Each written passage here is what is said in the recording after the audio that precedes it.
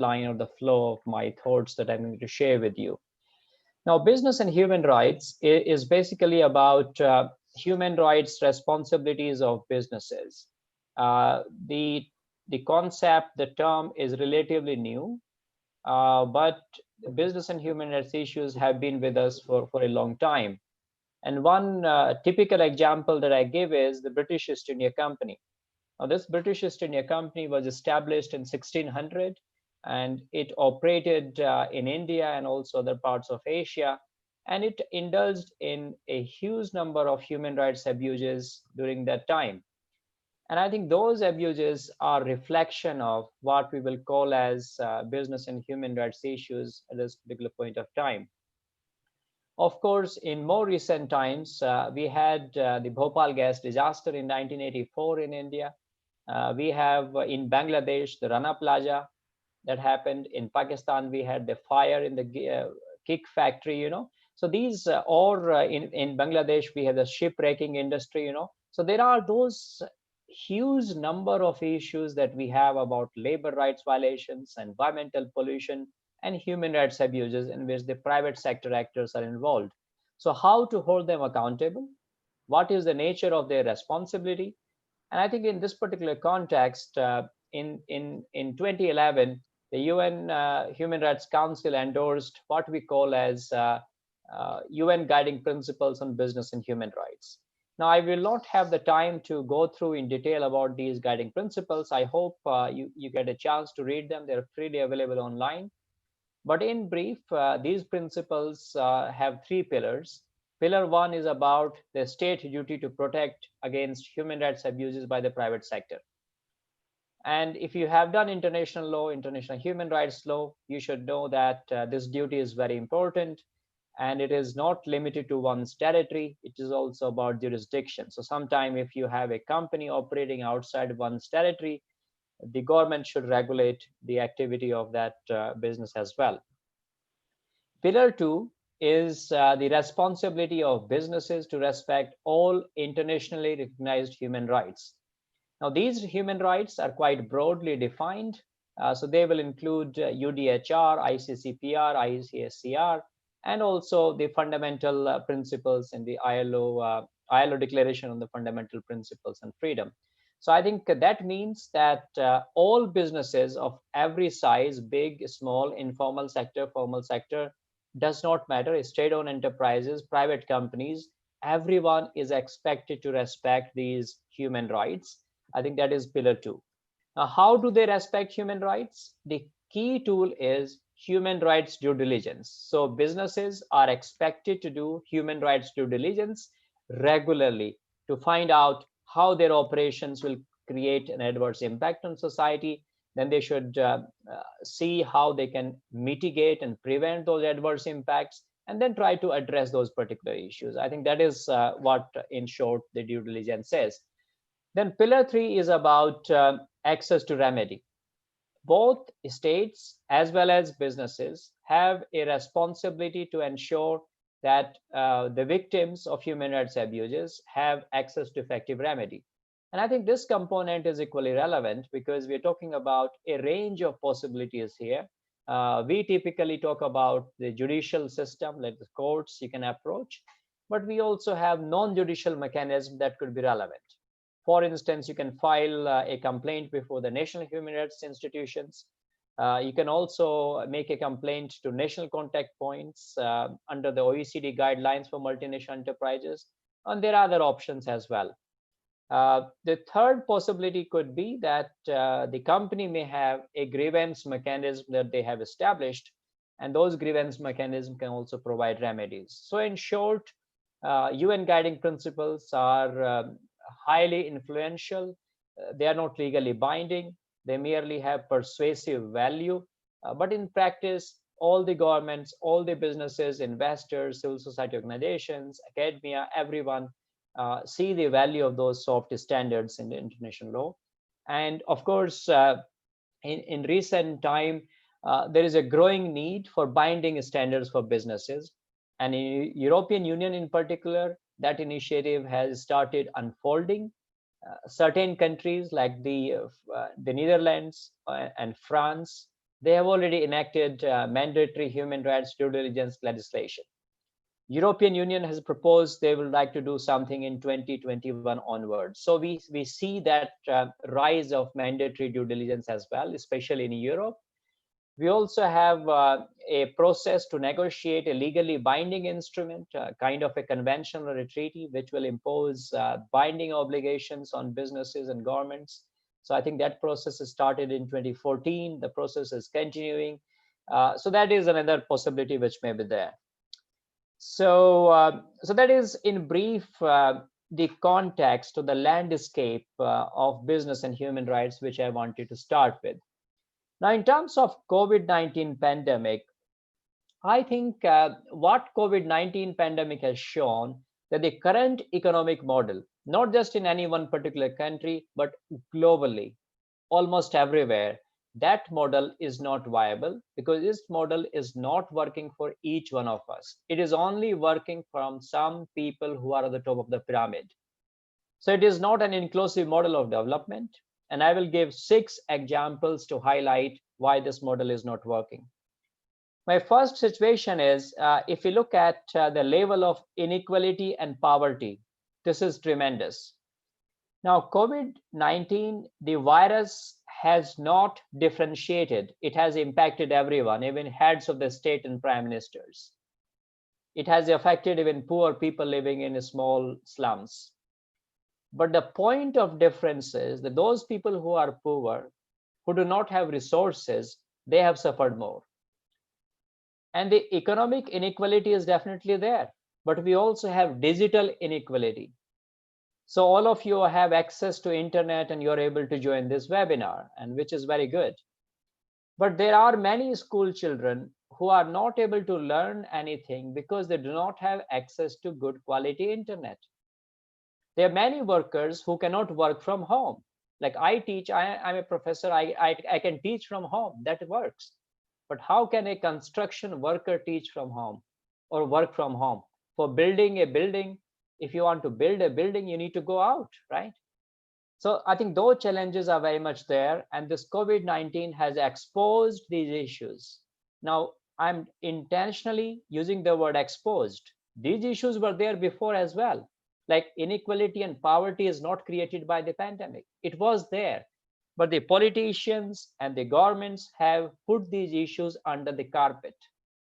And I think that exposure is very, very critical. The second point I would like to highlight is that COVID-19 has also shown that despite this whole idea of human dignity and that all of us are the equal and same, it has exposed that there is unequal worth and value of different people. If you are a rich person, you are very well connected, you can easily get a bed in a hospital. If you are a person with low income and no connections of any kind with politicians or with the doctors, then you may struggle to get access to health facilities. And I think that shows that the human dignity, the worth of the life of a human being is not the same, right? So those particular issues are exposed again. The third issue I would like to highlight is discrimination. Now, if you look at the tremendous amount of discrimination we have all over the world in all societies to a different level, COVID has also exposed it because the impact on women has been significant. The impact on children has been significant. The impact on minorities, whether these are sexual minorities, LGBTI person, whether these are religious minorities, whether these are linguistic minorities or these are tribal people living in a forest, you know. So all these people are impacted in a worse manner because of the COVID. And if our responses are not sensitive, then this creates a real crisis in those particular situations. The fourth example I would like to highlight is that in many situations, the public services have been made private. So here we look at health. So access to health facilities, health care, there's a tremendous amount of involvement of the private sector. And because of this, the private businesses who are seeing right to health from a perspective of making money, that creates this tension. So when we're talking about that human beings have a right to health, That means they should be able to access healthcare whenever there is a need, and they should be not unproportional amount of money that they would have to pay to access that health facilities. But in reality, that is not happening. So the government hospitals in many countries cannot manage everything, and the private hospitals are using this in many cases. Of course, there are good examples as well, but in many cases there are also situations of exploitation, where if you do not have the health insurance or you do not have a huge amount of money, you may not be able to afford that particular health care. My fifth example is that we have relied too much on the global supply chains. When I was a child, I was growing up, I knew that fruits and vegetables have a season. So like you will get mangoes in a particular season, you will get bananas in a particular season. Same applies to fruits and vegetables as well. Now, you can get almost everything throughout the year because this supply chain is globally connected. So even if there is no apples, let us say in Kashmir, coming from the winter here, you might get apples from Canada and the US, or you may get apples from New Zealand, right? Now, in a way, this is good, but it also means that there is a cost of transportation. This is having a huge impact on climate change. It may also not be good for the health, right? Because these apples and vegetables and all other goods are being transported and shipped from different parts of the world. So they may be traveling for weeks, right? And of course, it has implications that we became dependent. We became dependent on the other things which are not easily accessible locally. So I think that is, again, something that has been exposed by COVID because the supply chains were disrupted. My last and the final example is excessive travel, including myself. We used to travel quite a lot, especially for me because of my UN role. But now in the last 7-8 months, I have not traveled at all. I am in Hong Kong and I have been in Hong Kong since early February, right? That I think is a lesson for all of us, that can we cut down on travel and still be effective? That is something we need to consider, because that will be better perhaps for the climate change. We are causing less pollution. It may also be better for health and family time and all these considerations. So I think these are the serious issues that we, all of us, need to reflect, in my view, and see how we can move forward in a post-COVID world in a more inclusive and sustainable society and economic system. Now, let me end up by again giving some suggestions and ideas, and this is not an exhaustive list, but in terms of what needs to happen, in my view. Not everyone may agree with some of these suggestions, but let us see how we discuss those elements if there are any disagreements.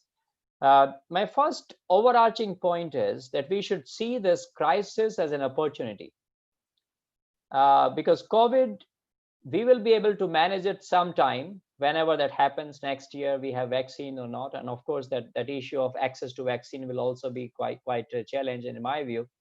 But based on the past experience, we have had those pandemics in the past. So it is likely that the world will be able to overcome it in some way or the other way. But a crisis like COVID will come back, in my view. So for instance, the climate change could be the next crisis. People may not have water to drink. People may not have food to eat. And then there'll be forced migration, right? And that's why we should consider this COVID crisis, in my view, as a wake-up call. We need to rethink what we have been doing for many, many decades and centuries, and see if we need to make fundamental changes to the whole system. And I think in this particular context, responsible business conduct is a key element. That is part of business and human rights. Businesses are very critical for us, but at the same time, they also have to take more responsibility, in my view. So how can we achieve this? My first suggestion will be that we need to redefine the very purpose of a company. Businesses should not be there only to maximize profit for the shareholders. Profit making is a good idea, And if companies make profit, that also promote many human rights, because they can offer jobs, they can create new products and services which are very useful for us. Like we are doing this webinar through some corporate innovation, right? Otherwise we could not do it. So there are positive benefits of these things. But what we have to understand is that there is this idea that we have to just maximize profit for the shareholders. That is problematic, because that leads into this trap where businesses are being forced to make more and more profit.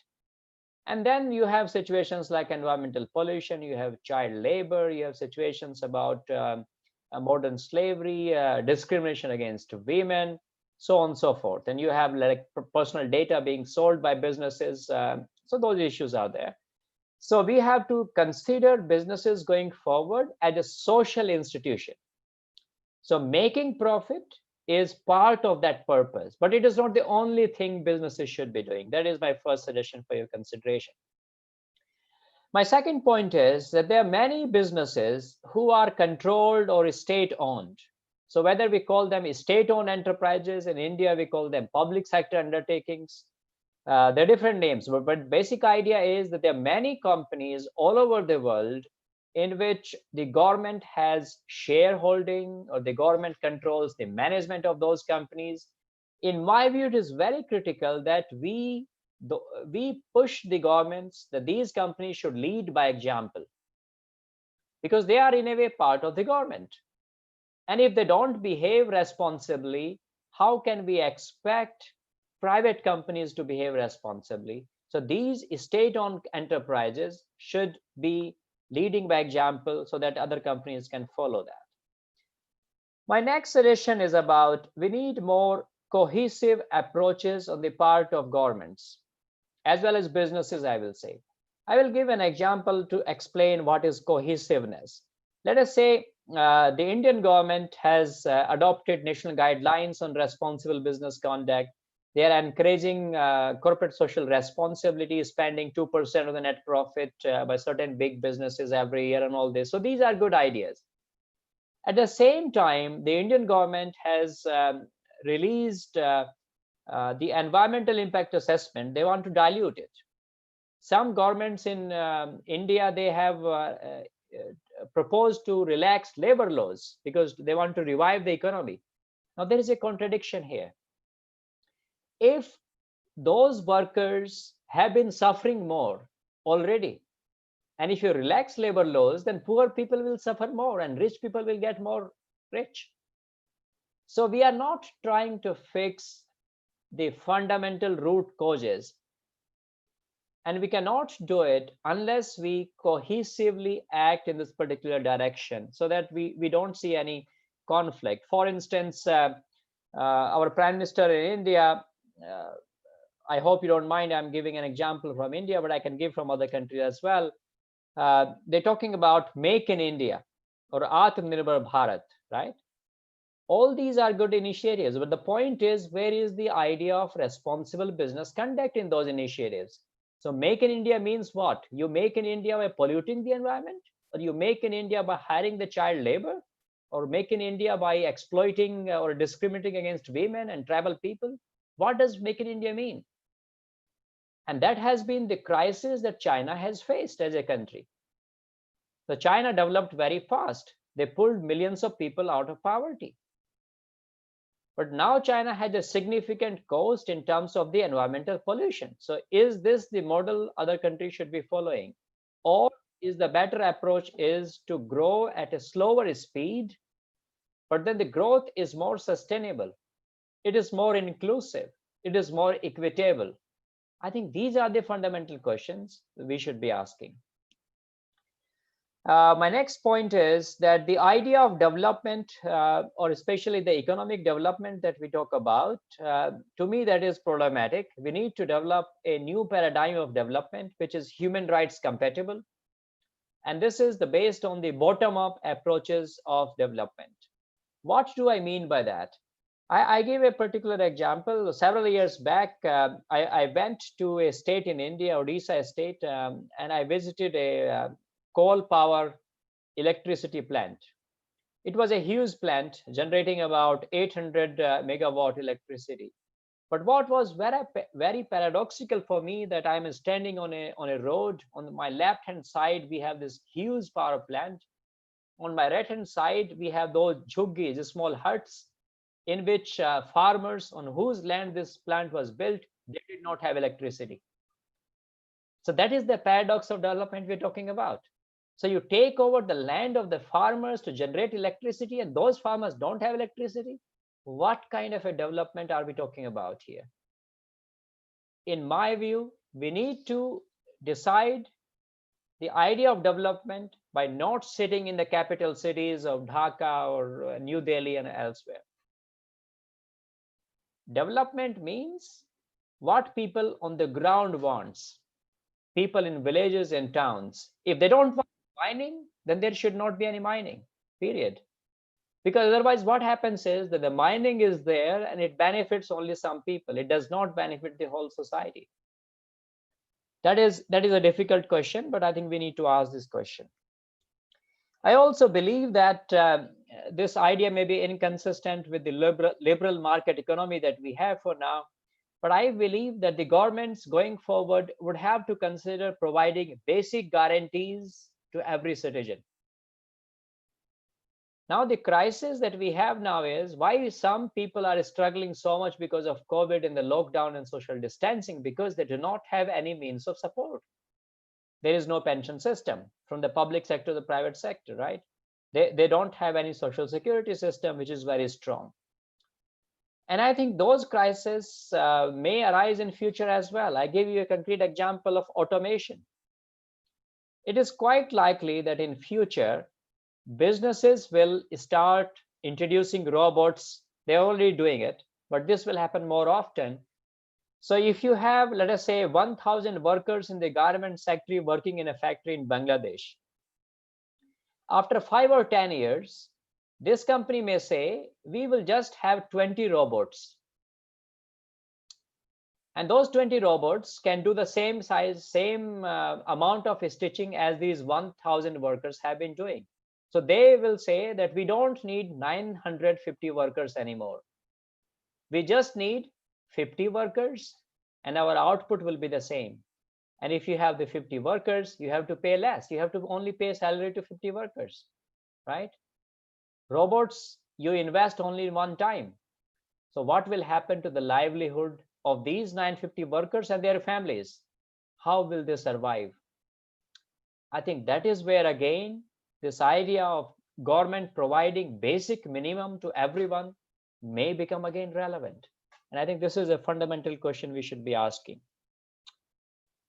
My last point for your consideration is that all over the world, what I see is that the government is not collaborating in a positive spirit with civil society organizations, trade unions, and human rights defenders. If they disagree with a government project, or if they disagree with a government policy, those people are arrested.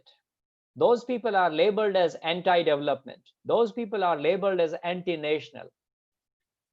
I mean, they can be bad elements. So if there are really bad elements, someone who is supporting, let us say, anti-terrorist activities and so on, or someone is spreading hatred amongst different religions, of course, those people should be booked and punished. But there are many people who are merely protecting for their legitimate rights, because the governments have created some policies and projects which may not be in line with their human rights. In those particular situations, I think it is important that there's a paradigm shift. And the paradigm shift that I'm calling for here is that the governments consider civil society groups as their eyes and ears on the ground. Critical voices are needed so that the policies are right. If you only, I mean, this is very simple example I can give in terms of friends. So if you only have friends who speak good things about you, then probably they are not your best friends. They should also be able to tell you what is missing. They should also be able to provide you constructive critique of your work or your behavior and tell you this is not good, you should do something different. Same applies to the government policy making. If the government remains in its own echo chamber, surrounding itself with the people who will always approve what the government is saying, and these people don't question the policies and decisions which may be problematic for some, then we are creating, even if we have a democracy, we are creating a democracy which does not work for everyone. And COVID-19 has shown it. So in my view, my suggestion is that all of us need to think on these issues, think critically, and hopefully that will provide an opportunity for us to create a more inclusive and sustainable society. So these were my thoughts. Thank you once again for the opportunity. And I welcome any questions and comments in the remaining time. I think we still have about half an hour, so hopefully we should be still able to get some questions. So thanks, Imran, once again, and back to you. Thank you. Thank you so much, sir, for summarizing the whole issue in such a short time. One thing I believe most of us will agree that indeed COVID has exposed the existing inequalities in our democracies. So just reminder to participants, they can ask questions and they can simply paste their question in the chat box, or they can raise their hands where the option is available, and we may unmute and they can ask questions directly. So, sir, before I take questions from the participant, I have just one question. Do you think that the capitalist countries in Europe and other continents are stepping into the socialist model during COVID-19, for example, when they are owning the private hospital, for example, in UK and Italy, they're owning the private hospital and making it for particular period a state-owned hospital. And do you think that COVID is also telling us somehow that somehow state-owned hospital healthcare system should be there for the social security or the marginalized people? Yes, I mean, I already highlighted that issue that the basic services, primary education, health, this is absolutely vital for development for anyone. So the private sector should not be allowed to exploit those particular situations. I mean, there is nothing wrong with the private sector having some hospitals. But what is crucial is that we need to ensure that the government is able to provide a safety net for those basic needs to each and everyone. Now, these labels, capitalism, socialism, Marxism, sometimes can be misleading, because China claims itself to be a socialist market economy. But if you look at Chinese model, it is there's hardly anything socialist or Marxist about it. Marx will cry if they know what China is doing now. So sometimes these labels could be misleading. What is crucial is that we need to develop a model which can work for each and every one of us. That is my suggestion.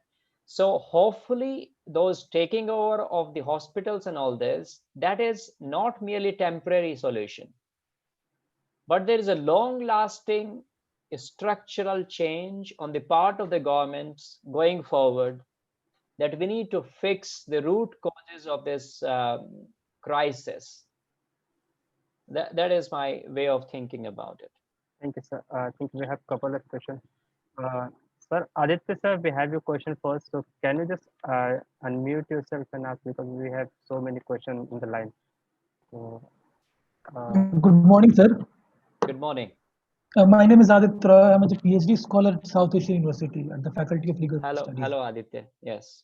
Sir, my question was, like, even we see the nature of transnational capitalist plus all the multinational corporations, in terms of their capital, they are not the same. So, for example, at the one hand, you can have multinational corporations, at the other, you can also have something like MSMEs. So, do you think these all categories should have a uniform obligation, or based on their nature, their obligation under human rights treaty or obligation should also vary? Very good question.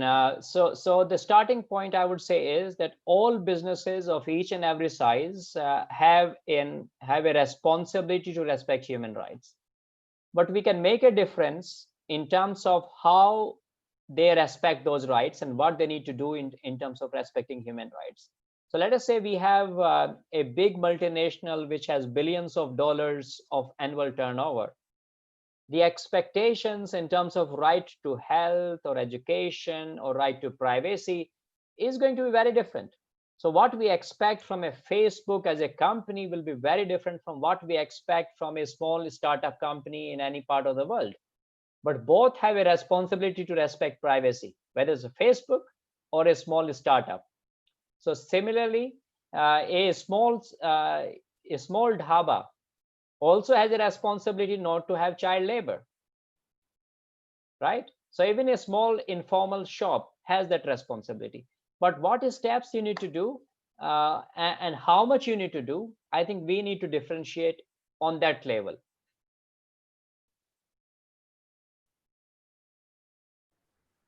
So the second question is by Ankush Srivastava. Ankush, would you like to ask questions directly? Yeah, good morning, sir.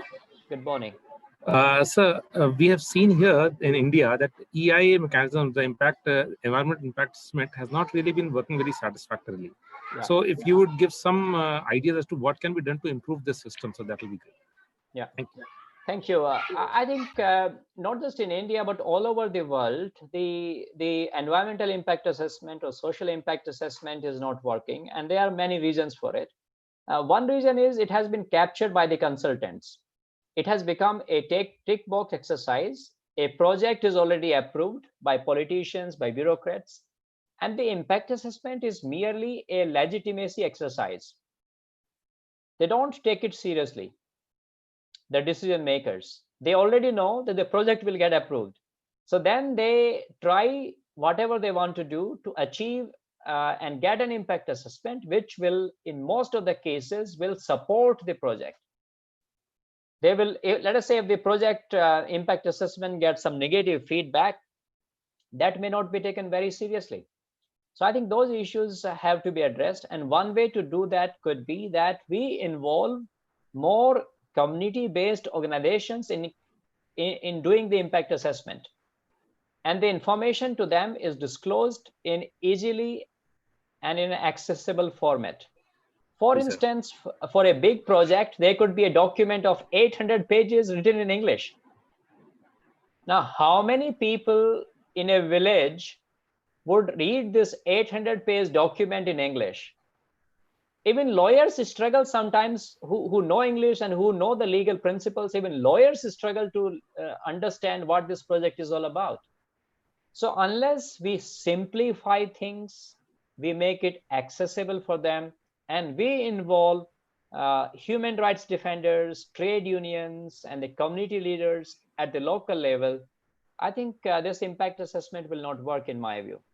So just following up on that, we need to change the mindset. Ji, sir.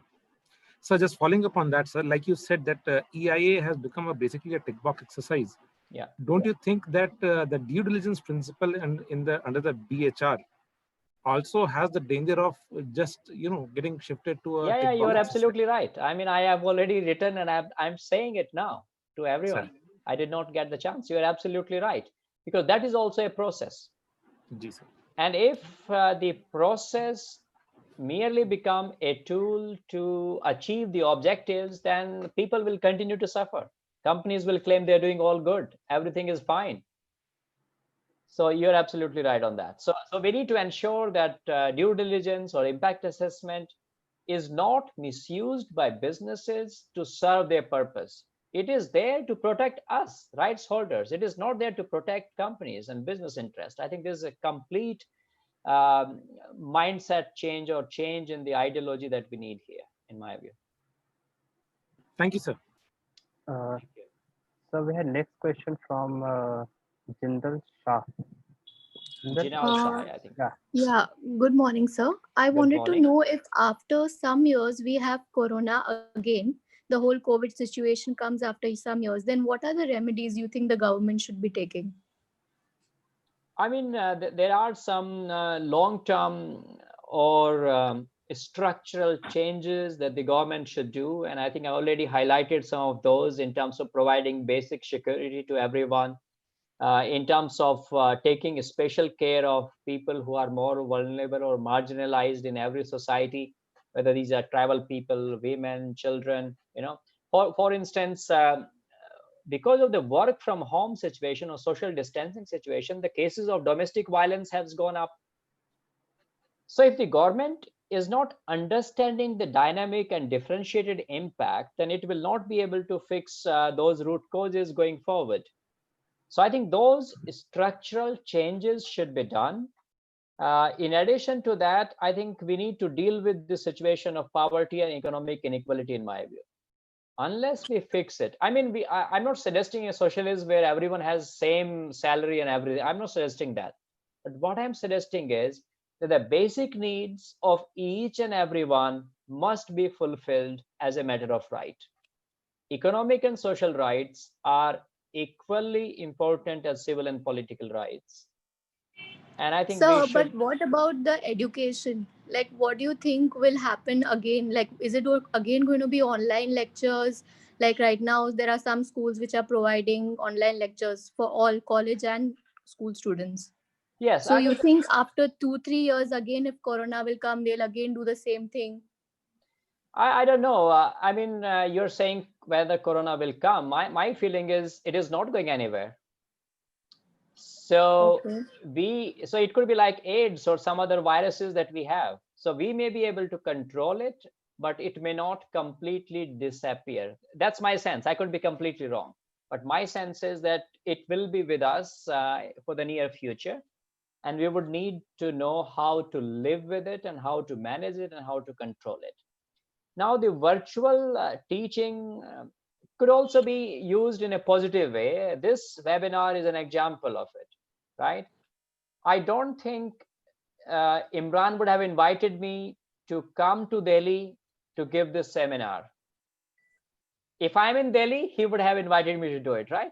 But because of this virtual format, it is convenient for me to do it. It is convenient for him to invite me, and it is convenient for you to join, right? I would say this is a positive impact. So in my view, this kind of a positive impact we should continue to use even when COVID is not a big threat to us. At the same time, there is a tremendous amount of value in face-to-face or personal teaching experiences.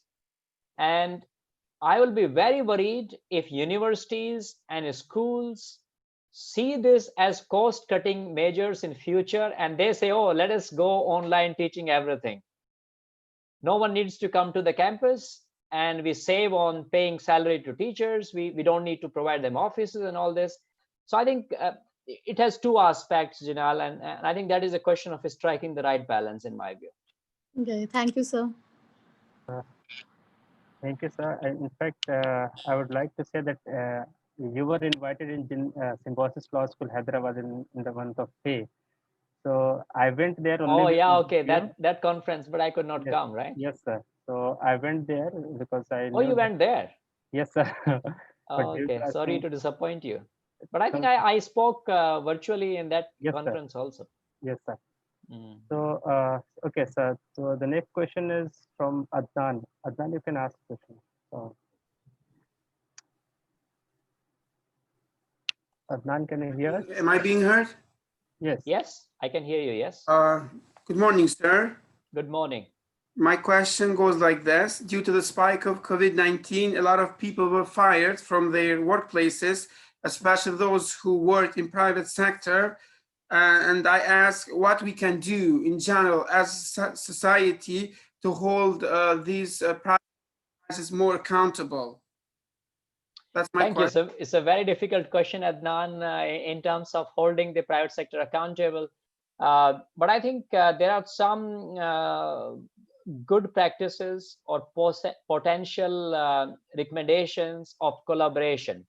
So the governments can collaborate with businesses, and instead of laying off workers, they could look at the option of reducing the salary or sending workers on unpaid leave, and then the government providing some support for that transition period. So those kind of options may be better, because we cannot deny there is significant cost implication and financial consequences of COVID for the governments as well as private sector. So if we say, oh, you cannot fire anyone, you have to pay the whole salary to everyone, I think that may be unrealistic or impractical solution. So my suggestion is, why don't we create some innovative ideas? Let us say the airline industry. Airline industry is struggling, but we have more sectors like the food sector, delivery is rising. So can there be a collaboration between, let us say, the airline industry, which do not have anything to offer now to their employees because no one is flying? But on the other hand, the food industry needs a lot of people who can deliver the food, right? So can this collaboration allow some employees to work in a different sector? Just an example. So I think we need to look at those creative solutions. And of course, we also need to use national human rights institutions and labor courts if some companies are really practicing abusive behavior. So the accountability is definitely there. Those means are there. But in addition to the accountability, we also need to look for these innovative and collaborative practical solutions for the time being, in my view. Yes, because I just wanted to emphasize the fact that, for example, in my place, Kosovo, more than 40,000 people were fired due to the spike of COVID-19. Most of them worked in private sector, and and now they are jobless. So it's kind of a difficult situation for them. It is, and I think that is happening all over the world. I can tell you this. There is an estimate that all over the world, maybe 500 million or more people will go into deep poverty because of COVID.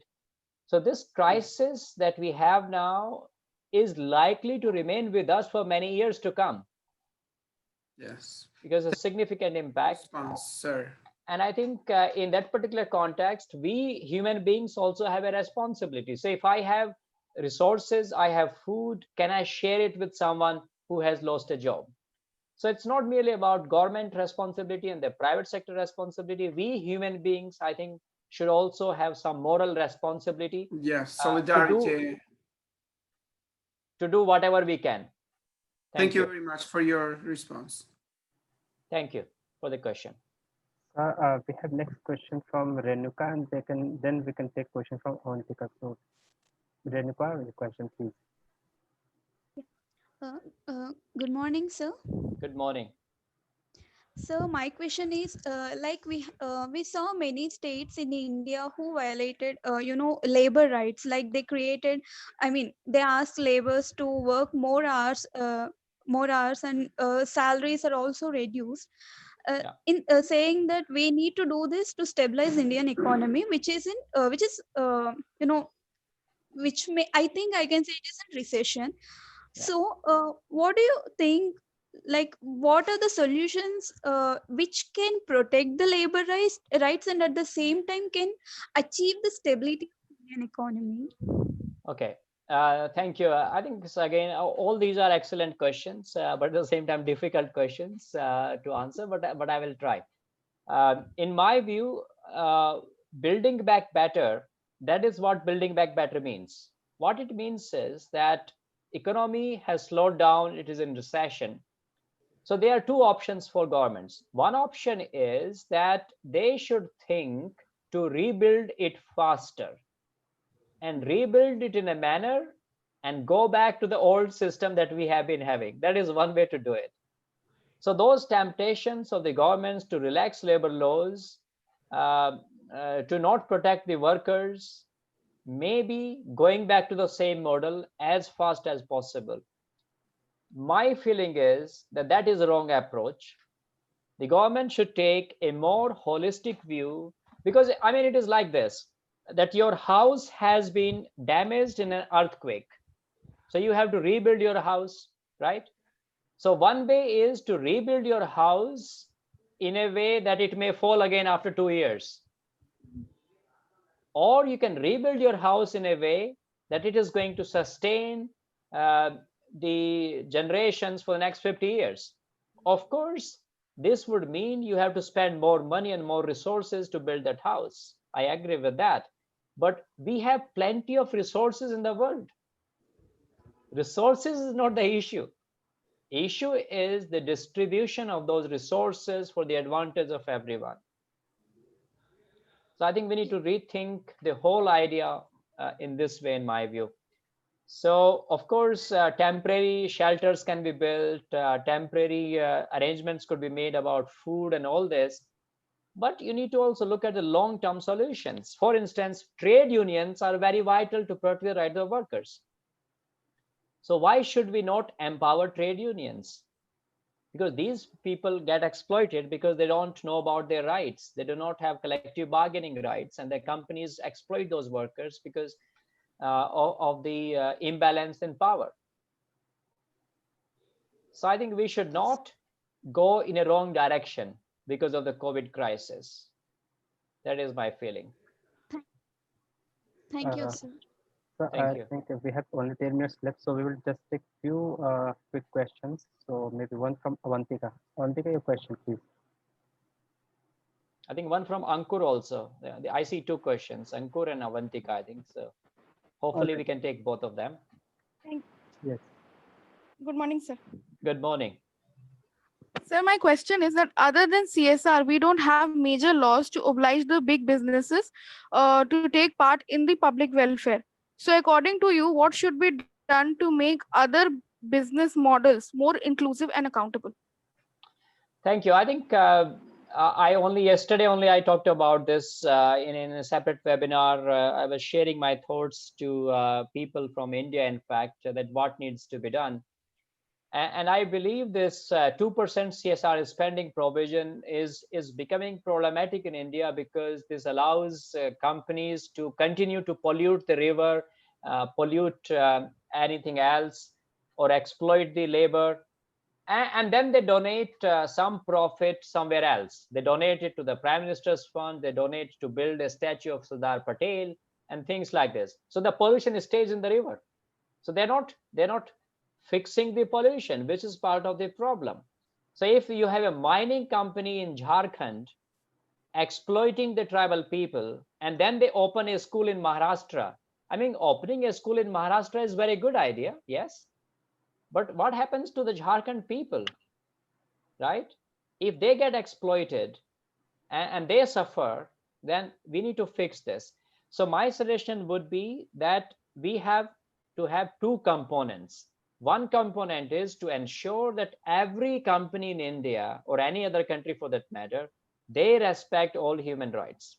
First element, and you need to enact and enforce laws to that extent. Second is merely laws will not be enough.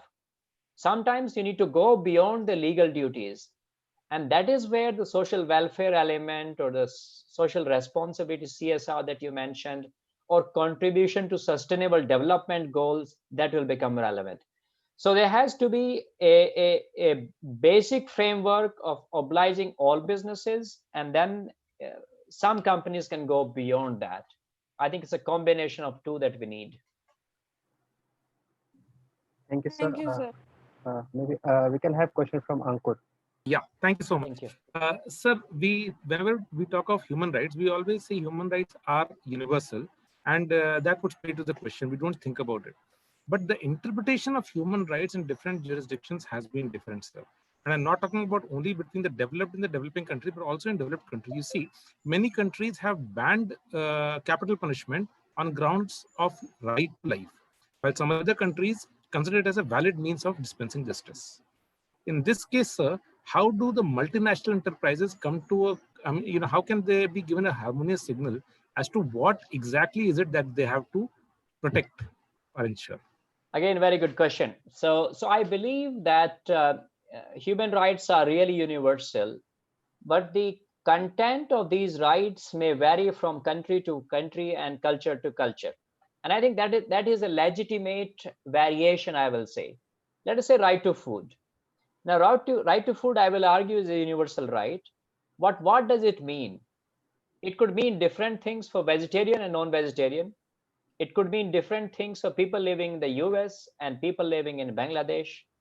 And I think those variations and interpretations are justified, in my view. So those local variations based on culture, religion, climate, language, personal preferences, I think we should tolerate this kind of diversity within the right to food. Same apply to right to education, or what is privacy, So I think it is impossible to have very strict uniform rules about universal rights. So universality does not mean completely identical treatment everywhere. We can take freedom of speech and expression as an example, right? In the US, freedom of speech and expression means that you can burn your national flag. And that is freedom of speech and expression. I think that is not allowed in many countries. In some countries like Australia, it is not a criminal offense to burn the national flag, but it can be tolerated, but it is not encouraged. In country like China and India, it is an offense. But we cannot say that there is no freedom of speech and expression as a universal right. So that is my first point in response to your question. My second point, which is a very crucial issue that you raised, that unlike governments, multinationals operate in multiple countries. So they face more dilemmas in terms of the standards that they have to follow. And I think the UN guiding principles tell that the businesses should try to follow both national laws whenever they are operating, and they should also try to follow the international standards. So they should try to find innovative solutions. I give a very simple example to illustrate this point. McDonald's selling French fries in India. Now, they use beef oil in US and other countries. In India, beef oil they could not use because of the Hindu religion of sensitivity, right? But people still wanted to eat fries, and McDonald's still wanted to sell French fries. So then they don't use the beef oil. That is the change. So they have to change their recipe. So you can change your recipe to respect cultural values or religious rights. So then you are satisfying your global aspiration to sell French fries everywhere. At the same time, make this adjustment. This is just a simple example. In some cases, it is more difficult to do that. Let us say in Middle East, if there's a discrimination against women, how do you do that? Because you cannot have men and women in the same office, let us say, right? So then perhaps companies should need to think more creatively. Can it make two separate offices? Because a simple solution for a company would be not to have women. Because if you want to have women, you need to have two offices, more investment for you. But my suggestion is companies need to take a more holistic approach, and they need to consult with people and experts and try to find solutions rather than merely saying, oh, here in this country, we cannot follow these laws and that, or these standards or these human rights, and that's why we will not follow it. Thank you. Thank you so much, sir. Thank you so much. I think we have no further questions from the participants. So I have one last question. Okay.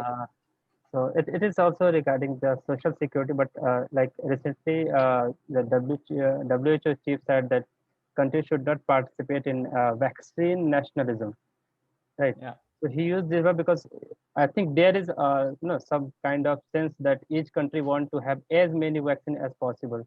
Yeah. So as a private enterprise for the companies who are going to produce the vaccine whenever it comes, so how, like, we always talk that companies should do this and do that, but why as a member of a company or as a shareholder or CEO, how should CEO should deal with such kind of situation when he has a pressure from its own country? Let's say a company incorporated in India, it has a pressure from its own company, and then it has duty to share the vaccine from in other countries too. Yeah. I think, again, it's an excellent question. My response will be that companies should take independent decisions. Companies are not governments. They are different. They should maintain their independence and autonomy in taking decisions. And they, of course, should collaborate and cooperate with the governments to provide the vaccine. But I would say a company can also say that we will only provide 70% of the vaccines that we manufacture to governments. 30% we will directly sell. And when they directly sell it, they can sell it to anyone they want, including to poor people in anywhere in the world. Because when they give it to the government, the difficulty is this.